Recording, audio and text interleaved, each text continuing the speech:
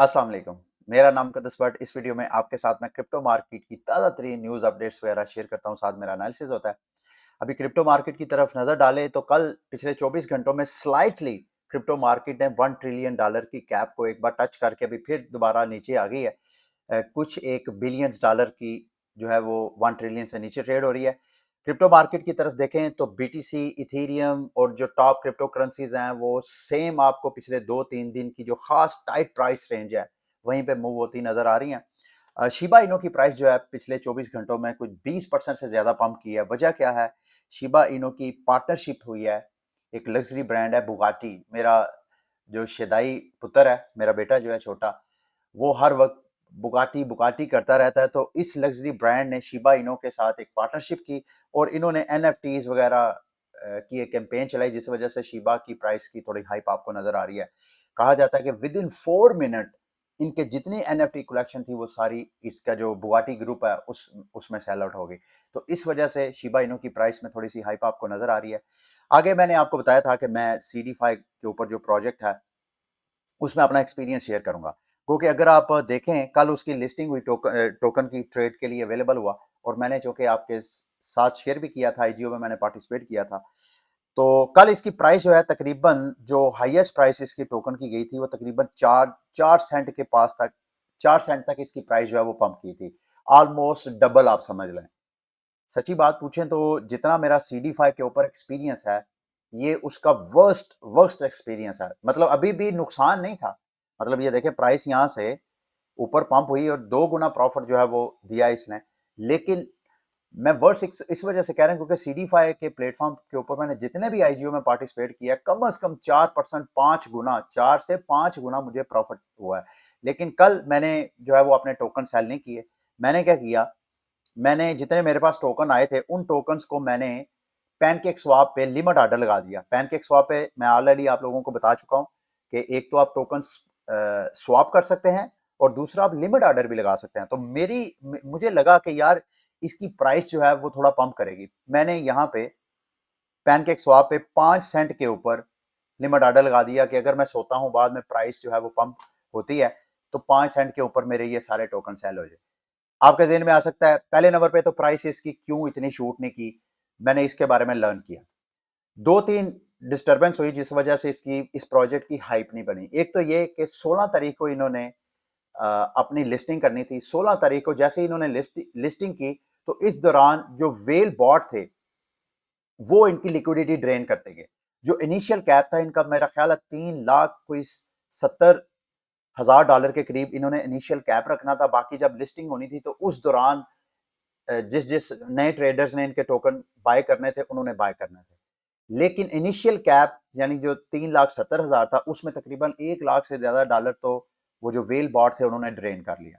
उस bad experience की वजह से इन्होंने लिस्टिंग जो है वो अगले दिन डाल दी, यानी 17 तारीख को, कल जब मैंने क्लेम किया। एक तो वो बैड एक्सपीरियंस हुआ। दूसरा, जो गेम फाई लॉन्च पैड है, जिस तरह CD5 एक लॉन्च पैड है उसी तरह गेम फाई भी एक लॉन्च पैड है। उधर भी ये अपनी आईजीओ कर रहे थे। उन्होंने इनके साथ कुआकुमा की टीम के साथ मिलके फड्डा फुड्डा डाला और जितने टोकन्स गेम फाई ने ऑफर करवाए थे उन सबको इन्होंने रिफंड किया।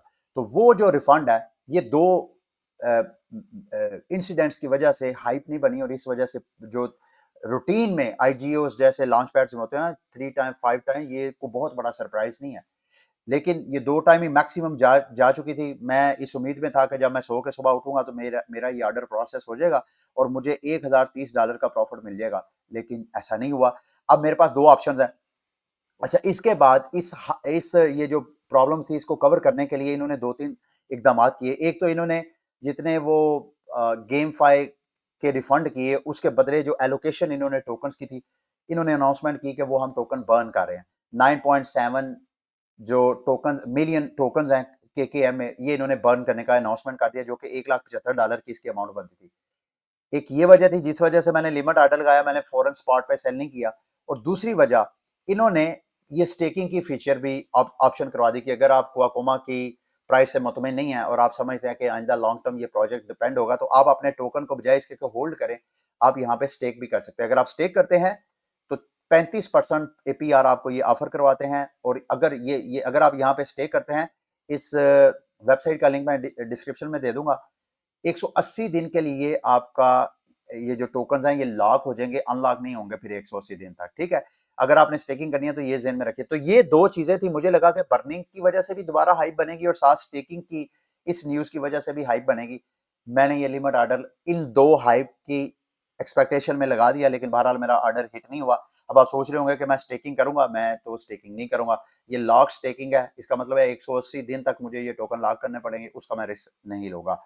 अच्छा, उसके बाद जी अगली कल की 24 घंटे की जो मेजर अपडेट हो रही है बाइनांस की तरफ से। बाइनांस, आपको पता है बाइनांस का जो अपना बीएनबी टोकन है उसकी टोटल सप्लाई अगर आप देखें तो वो होनी है 200 मिलियन के करीब। लेकिन यहाँ पे आपको जो टोटल अमाउंट है बीएनबी की वो 200 मिलियन की बजाय वो 202 मिलियन नजर आ रही है। ये जो 2 मिलियन है, आपको याद होगा चंद हफ्ते पहले मैंने आपके साथ शेयर किया था जब बाइनांस की जो एक ब्रिज था उस ब्रिज में हैकिंग हुई और हैकर ने आउट ऑफ थिन ईयर इनके 2 मिलियन टोकन जो है वो मिंट कर लिए। हालांकि टोटल इनकी सप्लाई 200 मिलियन होनी थी, लेकिन उस हैकर ने कोड में कोई प्रॉब्लम देखी, उस प्रॉब्लम को यूज करते हुए उसने 2 मिलियन बीएनबी टोकन मजीद प्रिंट कर लिए।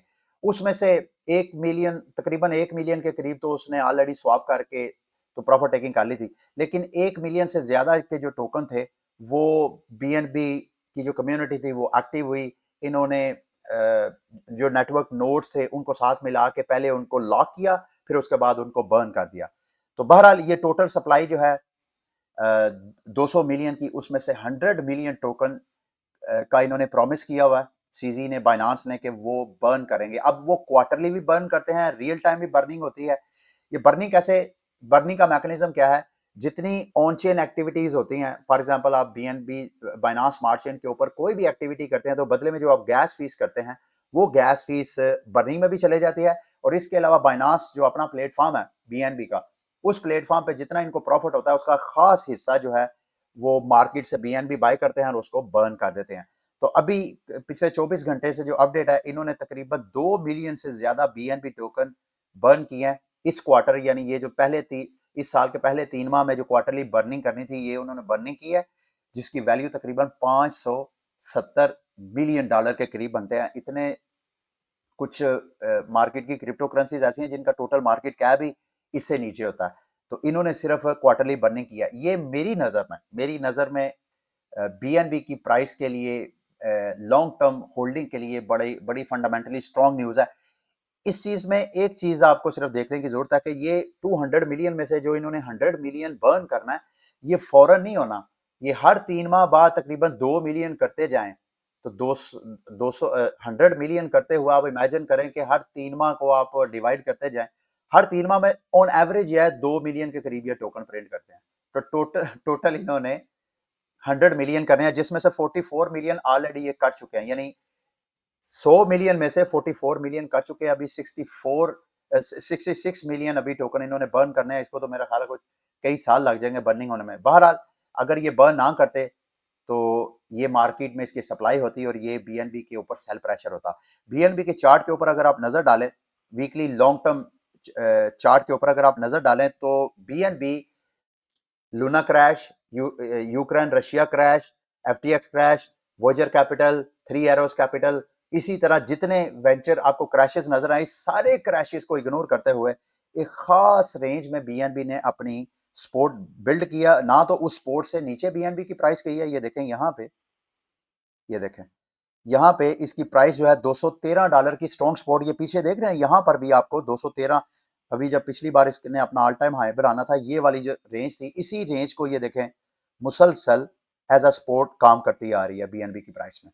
और इसी तरह जैसे सपोर्ट एक स्ट्रॉन्ग बिल्ड हो गई थी, इसी तरह रेजिस्टेंस भी, यानी मजीद उस प्राइस को जो बायर्स है वो पंप भी नहीं कर पाए। इसके बावजूद एक खास प्राइस रेंज में पिछले कई दिनों, हफ्तों, महीनों से बीएनबी की प्राइस इस खास रेंज में ब्रेक ट्रेड हो रही है। मेरी नजर में ये जो बुल रैली का भी सिलसिला चला है, जब तक ये वाली जो प्राइस है तकरीबन $345 की, ये वाली रेंज को बीएनबी की प्राइस ब्रेक नहीं करती तो बीएनबी की अपवर्ड मूवमेंट जो है वो थोड़ा क्वेश्चनेबल ही है। इसको आपने जेहन में रखना है। ये बात आप जैसे मैंने आपको कहा कि इसने स्ट्रॉन्ग सपोर्ट बिल्ड किया है, इसके काउंटर आर्ग्यूमेंट ये हो सकता है कि इसकी शायद वजह यह है कि मोर देन 90% जो टोकन की सप्लाई है वो टॉप 100 रिचेस्ट वॉलेट के पास है, जिसमें ज़्यादातर बीएनबी और बाइनांस और बाकी जहाँ जहाँ ये लिस्टेड है उनके पास है। बाकी यूजर्स के पास, कम्युनिटी के पास है ही टोकन बहुत कम, क्योंकि टोकन ही बहुत कम, सप्लाई बहुत कम है, इसी वजह से इसको ज़्यादा सेल प्रेशर नज़र नहीं आया, क्योंकि इनके फाउंडर्स, इनके डेवलपर के पास इनकी ज़्यादा सप्लाई है। अच्छा जी, ये OKX की तरफ से एक कैंपेन है, न्यू ईयर कैंपेन। मैंने कहा मैं आपको मुख्तसर बता दूं, इसमें से जिस जिस बंदे ने अपना OKX का अकाउंट ओपन नहीं किया अभी तक, उनके लिए ये अपॉर्चुनिटी है। ये एक कैंपेन उन्होंने चलाई है, 18 से ये स्टार्ट होगी और 13 फरवरी तक ये कैंपेन चल रही है। इस सारे अरसे के दौरान अगर आप OKX पे अपना अकाउंट साइन अप करते हैं और मुख्तलिफ किस्म की एक्टिविटीज करते हैं, लाइक स्टेप 1, ये टोटल जो इन्होंने रिवार्ड शेयर करना है, $40,000 का इस कैंपेन में रिवार्ड मिलेगा नए यूजर्स को। करना आपने क्या है, OKX पे अकाउंट बनाना है, अपनी KYC करवानी है, और उसके बाद अगर आप अकाउंट बनाएंगे तो पहले एक सेक्शन में आपको मिस्ट्री बॉक्स मिलेगा जिसके अंदर कुछ भी रिवॉर्ड निकल सकता है। फिर अगर आप डिपॉजिट करेंगे, डिपॉजिट का एक अलग $300 या उससे ज्यादा, मैं नीचे जाके आपको दिखाता हूँ, ये देखिए। अगर आप $300 डिपॉजिट करते हैं और उसके बाद बेशक बाय करें P2P पे या डिपॉजिट करें, तो $8,000 तक की कोई ट्रेडिंग वॉल्यूम की ट्रेड करते हैं, बेशक फ्यूचर पे या वैसे, तो आपको $15 रिबेट में मिलेगा। अगर आप $1,000 का डिपॉजिट करते हैं या बाइंग करते हैं और $28,000 का ट्रेडिंग वॉल्यूम आपका होता है, तो $50, ये ऊपर वाला रिबेट कार्ड है, ये आपको जेन्युइन USDT नहीं मिलेगा, बल्कि आपको रिबेट कार्ड मिलेगा जो कि ट्रेडिंग फीस से आप कवर कर सकते हैं। जबकि ये $50 जो है ये आपको रियल कैश मिलेगा। तो अगर आपने OKX पे अकाउंट नहीं बनाया और अगर आप इंटरेस्टेड हैं इस एक्सचेंज को यूज करने का, तो इस वीडियो की डिस्क्रिप्शन में मेरा OKX का रेफरल लिंक आपको मिल जाएगा, उसको ज्वाइन करके तो आप इस कैंपेन में पार्टिसिपेट कर सकते हैं। अच्छा जी, FTX के हवाले से मैंने चंद दिन पहले आपको बताया था कि तकरीबन 4 से 5 अरब डॉलर के करीब उनके लिक्विड एसेट्स निकले हैं। मेरा उस वक्त एक कंसर्न था, एक तो ये सवाल था कि ये एसेट्स कहाँ, ये लिक्विड एसेट्स कहाँ कहाँ पड़े हुए हैं।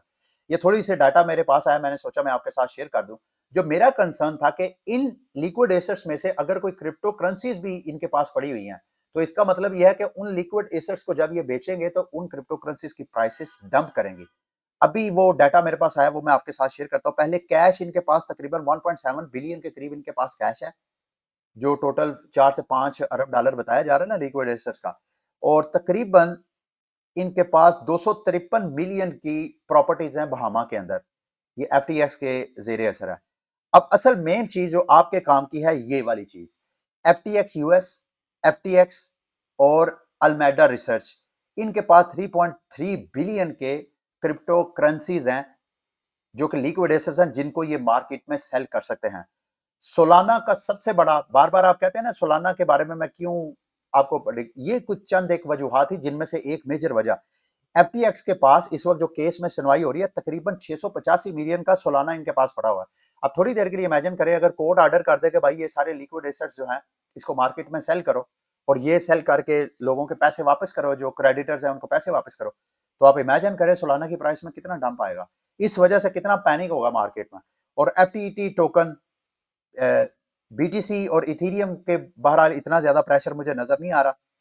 एप्टोस का 67 मिलियन के एप्टोस टोकन है इनके पास, डोज कॉइन भी 42 मिलियन के करीब है, पॉलीमेटिक का 39, ये सारी आपको क्वांटिटी, बिटडाओ का टोकन, इसी तरह टोन जो टेलीग्राम का टोकन है उसकी भी 31 मिलियन के टोकन इनके पास पड़े हुए हैं, XRP के 29 मिलियन, और बाकी स्टेबल कॉइन भी 245 मिलियन के करीब पड़े हुए हैं, और बाकी मिक्स जो है एक 1.2 बिलियन के करीब इनके थर्ड पार्टी जो एक्सचेंजेस हैं वहां पर भी इनके क्रिप्टो फंड्स वगैरह पड़े हुए हैं, और वो फंड्स की अभी तक डिटेल हमारे पास नहीं है। बहरहाल ये जो मैंने आपके साथ शेयर किया, ये वो ऐसे टोकन्स हैं, अगर ये, आई डोंट नो कब अदालत इस बारे में ऑर्डर जारी करेगी भाई ये लिक्विड एसेट सेल करो, क्योंकि XRP और सिक्योरिटी एंड एक्सचेंज कमीशन का जो अमेरिका की अदालतों में केस चल रहा है वो भी साल साल चल रहा है, कोई पता नहीं इसको भी साल साल लगे, और कोई पता नहीं with in next few weeks इसका कोई इस तरह का ऑर्डर आ जाए और उसके बाद ये वाली क्रिप्टो करेंसीज के एक सेल प्रेशर आपको इसकी साइड से नजर आए। अच्छा जी, पोल्का डॉट के हवाले से एक बड़ी गुड न्यूज है, चूंकि मैं भी पोल्का डॉट का इन्वेस्टर हूँ और आप लोग पोल्का डॉट के बारे में पूछ रहे थे। अभी ये गेवन हुड जो उसके फाउंडर हैं, इथेरियम के भी को फाउंडर रहे हैं, इन्होंने अनाउंसमेंट किया है कि अभी इन्होंने XCM वर्जन 3 इन्होंने मर्ज किया है। इसके बाद क्या होगा, पोल्का डॉट की जो पैरा चेन्स है, मैंने आपको कल की वीडियो में एक्सप्लेन करके बताया था ना, बुल नैरेटिव अगली मार्केट का, जिसमें मैंने आपको बताया था कि इंटर ब्लॉकचेन कम्युनिकेशन जो है ये नेक्स्ट बुल रन का नैरेटिव होगा। इस अपग्रेड के बाद अब पोल्का डॉट की जो पैरा चेन्स हैं वो पैरा चेन एक दूसरे के साथ कम्युनिकेशन करना शुरू हो जाएंगे, यानी एक पैरा चेन का जो यूजर है वो दूसरी पैरा चेन के यूजर्स पैरा चेन में जाके वो कोई भी ट्रेडिंग वगैरह कर सकता है। ये मेरी नजर में बिग बिग डेवलपमेंट है। और अभी पोल्का डॉट की जो टोटल पैरा चेन है, मेरा ख्याल अगर मैं गलत नहीं हूं तो 4 है, टोटल 100 होनी है। उसकी ऑक्शनिंग जब होगी उस ऑक्शनिंग के ऊपर भी पोल्का डॉट की अच्छी खासी हाइप क्रिएट होती है। अगर आप पोल्का डॉट की चार्ट में जाके देखें तो पोल्का डॉट गो के अपने ये जो एक डिसेंडिंग प्राइस एक्शन बना हुआ था उसको ब्रेक तो कर चुका है, लेकिन पोल्का डॉट भी दोबारा इस प्राइस रेंज जैसे बीटीसी है जैसे इथेरियम है खास मोमेंटम यहां से नहीं मिल रहा। अब ये मोमेंटम जब तक मार्केट में कोई और पॉजिटिव न्यूज नहीं आती है उस वक्त तक जो मार्केट में बायर आपको नजर नहीं आएंगे, और अगर कोई नेगेटिव न्यूज आई तो फिर ये दोबारा ये जो ब्रेकआउट हुआ है ये दोबारा कंटिन्यूएशन नीचे हो सकती है। लेट्स सी जो भी है। चार्ट के ऊपर अगर आप देखें तो मेरा ख्याल है प्राइस इसी रेंज में, ये जो खास रेंज में यहाँ पे तकरीबन $5.80 से लेके $7.15, अगर ये इस पूरे महीने कोई डेवलपमेंट वगैरह नहीं होती तो इस खास रेंज में पोल्का डॉट की प्राइस जो है वो ट्रेड हो सकती है। अच्छा, उसके बाद जी अगली गैवन वुड के हवाले से मैं ऑलरेडी आपको अपडेट कर चुका हूँ। कार्डेनो के हवाले से आपने पूछा, कार्डेनो के इकोसिस्टम के ऊपर 2-4 चीजें डेवलप हो रही हैं। कार्डेनो का अगर चार्ट में जायजा ले तो इस साल के स्टार्ट में कार्डेनो की प्राइस ने अच्छा गेन किया, मेरा ख्याल है 40-50% है। हाँ, तकरीबन 53% इसकी प्राइस जब से ये साल स्टार्ट हुआ है कोई 50% इसकी प्राइस में पंप आया। 2-4 चीजें हैं जिस वजह से कार्डेनो की प्राइस में थोड़ा हाइप है, और मैं भी उम्मीद कर रहा था कि ये जो 30 सेंट की सपोर्ट ब्रेक की थी तो मेरा ख्याल था कि कार्डेनो की प्राइस जो है वो 17-18 सेंट पे जाके दोबारा उसको सपोर्ट मिलेगी, लेकिन इत्तेफाक से यहाँ 24-25 सेंट से ही प्राइस ने दोबारा रिकवरी करनी शुरू कर दी। अब ये रिकवरी के पीछे 2-4 चीजें हैं। एक तो ये कि कार्डेनो के ऊपर स्टेबल कॉइन का पूरा एक इकोसिस्टम डेवलप हो रहा है। ये मैंने बल्कि एक आर्टिकल में आपके साथ शेयर कर देता हूँ, अगर आप इंटरेस्टेड हैं इसको पढ़ने के लिए तो ये आप आर्टिकल पढ़िएगा, ये बड़ा काम का आर्टिकल है, स्टेबल कॉइन। और इस वक्त कार्डेनो के ऊपर जो सबसे ज्यादा पॉपुलर स्टेबल कॉइन है वो IUSD है। 3 किस्म के मार्केट में स्टेबल कॉइन्स होते हैं। एक तो डॉलर पेस्ड होता है, दूसरा जिसको सेंट्रलाइज बॉडी जो है वो होल्ड करती हैं, जैसे USDT है, टेथर है, जैसे USDC है, जैसे BUSD है। एक होता है एल्गोरिथमिक स्टेबल कॉइन, जैसे आपने देखा था वो लूना का अपना USD एल्गोरिथमिक स्टेबल कॉइन था। लोग जो थे लूना बर्न करके वो स्टेबल कॉइन लेते थे, उस स्टेबल कॉइन को स्टेकिंग पे लगाते थे और वहां से रिवॉर्ड अर्न करते थे। ये एल्गोरिथमिक। एक ओवर कोलेटरलाइज जो है वो स्टेबल कॉइन्स होते हैं। ओवर कोलेटरलाइज मतलब जितने टोकन प्रिंट किए हैं उसके जो पीछे रिजर्व है उस वो जितने टोकन है उससे ज्यादा जो है रिजर्व उसके ज्यादा पड़े होते हैं, इसको ओवर कोलेटराइज। अब लूना के क्रैश के बाद ट्रेंड ये बन गया था कि अगर किसी ने एल्गोरिथमिक स्टेबल कॉइन लॉन्च करना है तो वो ओवर कोलेटराइज एल्गोरिथमिक स्टेबल कॉइन होगा तो उसको मार्केट में कोई थोड़ी रिकग्निशन मिलेगी। तो कार्डेनो की ब्लॉकचेन के ऊपर ये इसकी बहुत हाइप है। कोटी जो एक इकोसिस्टम है वो कार्डेनो इकोसिस्टम के ऊपर अपना एक ओवर कोलेटरलाइज स्टेबल कॉइन लॉन्च करने जा रहे हैं DZ के नाम से। उसके लिए उसके साथ उन्होंने रिजर्व के लिए पीछे शेन टोकन, 2 टोकन इनके होंगे, एक रिजर्व टोकन होगा, एक स्टेबल कॉइन होगा। तो इसको ये दोनों टोकन यानी रिजर्व टोकन लेने के लिए और DZ टोकन ये स्टेबल कॉइन लेने के लिए जो यूजर्स हैं उनको एडा बर्न करना पड़ेगा। अगर वो एडा बर्न करेंगे तो ये टोकन मिंट करेंगे। उसके बाद अगर कोई किसी भी किस्म का इन दोनों टोकन्स का कोई ऑपरेट करना है वहां पर भी एडा टोकन की gas as a gas fees use होगा। तो इस स्टेबल कॉइन की हाइप की वजह से कार्डेनो की प्राइस में थोड़ा सा मुझे पंप नजर आ रहा है। आई डोंट नो ये कितना स्टेबलाइज रहता है, आगे कितना इस की हाइप रहती है, लेकिन फिलहाल स्टेबल कॉइन की प्राइस की पंप की वजह से आपको ये नजर आ रहा है। इसके अलावा क्योंकि ये भी एक इथेरियम किलर था, प्राइस पे देखे तो ये मुसलसल ये प्राइस जो है यहाँ से डंप होती हुई नजर आ रही है। मेरा ख्याल ये है कि जब तक कार्डेनो की प्राइस ये वाली 42-43 सेंट की इस वाली रेजिस्टेंस को ब्रेक नहीं करती ना, उस वक्त तक मैं नहीं समझता कि कार्डेनो की जो बुल रैली है वो स्टार्ट हुई है। यहाँ से देखें मुसलसल जो पिछली लोअर हाई आपको नजर आ रही है, ये अभी तक कार्डेनो की प्राइस ने इस लोअर हाई को ब्रेक नहीं किया। तो जब तक ये 43 सेंट की प्राइस कार्डानो की ब्रेक नहीं होती है रेजिस्टेंस, उस वक्त तक मेरी नज़र में कार्डानो की बुल रैली के चांसेस बड़े महदूद हैं। और इसके साथ साथ सिर्फ IUSD नहीं है, और भी RUSD भी है, ये भी कार्डानो के इकोसिस्टम के ऊपर एक स्टेबल कॉइन है। इसी तरह CUSDT भी है। ये सारे वो स्टेबल कॉइन्स हैं, और ये इसकी भी हाइप थी। आपको याद है USDA, जैसे बाइनांस की चेन के ऊपर BUSD है, इसी तरह इनके ऊपर भी डॉलर पैज एक टोकन जो है वो इशू करना था इमार्गो नाम की कंपनी ने। तो वो भी उस ये इस सारे साल में अच्छी खासी जो है वो हाइप रही है। तो ये जो मैं आपको ओवर कोलैटरलाइज स्टेबल कॉइन कह रहा हूँ कार्डानो के इकोसिस्टम के ऊपर, ये एक्सपेक्ट किया जा रहा है कि इसी जनवरी के महीने में ये अपना बाकायदा लॉन्चिंग कर देंगे। अगर ऐसा होता है तो इस हाइप की वजह से आपको कार्डानो की प्राइस दोबारा जो है ये वाली 43 सेंट की प्राइस को टच होती हुई नजर आ सकती है। इट ऑल डिपेंड, जो भी अपडेट होगी मैं आपके साथ शेयर करूंगा। अच्छा जी, आगे जी लास्ट में एक दो न्यूज शेयर करके आज की वीडियो को एंड करूंगा। पिछला साल सारा बेयर मार्केट रहा, लेकिन ये एक कंपनी है, इन्होंने इलेक्ट्रिक कैपिटल के नाम पे इन्होंने जनाब डेवलपर्स के ऊपर एक रिपोर्ट जारी की है। बेयर मार्केट होने के बावजूद पिछले साल जो डेवलपर्स की कम्युनिटी है, इन्वेस्टर की नहीं, डेवलपर, इन्वेस्टर को प्लेटफॉर्म कौन प्रोवाइड करता है इन्वेस्टमेंट के लिए? ये डेवलपर्स। तो क्रिप्टो डेवलपर्स में पिछले बेयर मार्केट होने के बावजूद उसमें इजाफा हुआ है, तकरीबन 5% इजाफा हुआ है। 2021 में 22,000 डेवलपर थे, वो बढ़ के 23,343 हो गए हैं। इसके अलावा और भी कुछ डाटा है, वो मैं आपके साथ शेयर करता हूँ। अच्छा, मंथली जो डेवलपर्स हैं उनकी एक्टिविटीज में भी अच्छा खासा इजाफा हुआ है। 4,71,000 के करीब उन्होंने कोड कमिट किए हैं, कोड के ऊपर उन्होंने काम किया मुख्तलिफ किस्म की। जितना भी क्रिप्टो का इकोसिस्टम है, कई जो ब्लॉकचेन्स हैं, लेयर 1 ब्लॉकचेन्स, फिर उनके ऊपर टोकन्स, उन सबको फैसिलिटेट किया। Highest number of new developers road, और पिछला वो वाहिद साल था जिसमें सबसे ज्यादा क्रिप्टो मार्केट में डेवलपर की तादाद आई, 61,127 डेवलपर। तो प्राइसेस के ऊपर नजर अगर ना डालें और ये देखें कि लॉन्ग टर्म में ये जो इंडस्ट्री है ये कैसी अपनी बुनियादों को मजबूत कर रही है, तो ये मेरा ख्याल है उसके ऊपर ये एक रिपोर्ट थी। आई डोंट नो एग्जैक्टली आइंदा मार्केट किस तरफ टर्नओवर होती है। अभी तो सारे ये सवाल कर रहे हैं कि इस साल के एंड तक BTC की प्राइस कहां तक जाएगी। कोई कह रहा है कोई 35,000 से ज्यादा ऊपर नहीं जाएगी, कोई कह रहा है कि इस साल $1,00,000 से ऊपर प्राइस जाएगी।